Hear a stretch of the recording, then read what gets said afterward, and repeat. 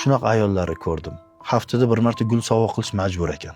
Haftada bir marta restoranga olib borish majbur ekan. Bir marta tug'ilgan kunga kiygan kuyni kiyish mumkin emas ekan. Qarindoshlari ko'rib qolgan ekan haligi bitta kuyni, u ham mumkin emas ekan.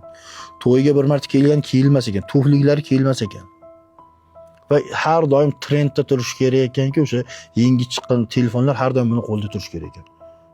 Tushunasizmi? Bu narsalar qilib bera olmasangiz, siz erkak emas ekansiz. Bir hafta bo'lmadi. Shu masalaning hisobidan bitta oila ajrashib ketdi. Boyaga erkak menga kelib aytdi. Aka, mana shunaqa ekan dedi. Javobini berardim dedi. Men nima deyman endi? To'g'ri qilding deyman dedi.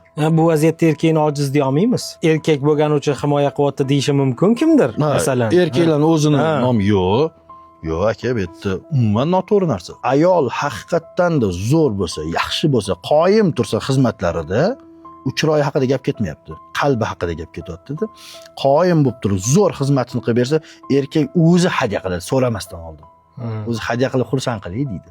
Har bir erkakning qalbida bu narsa bo'lsa kerak deb o'ylayman.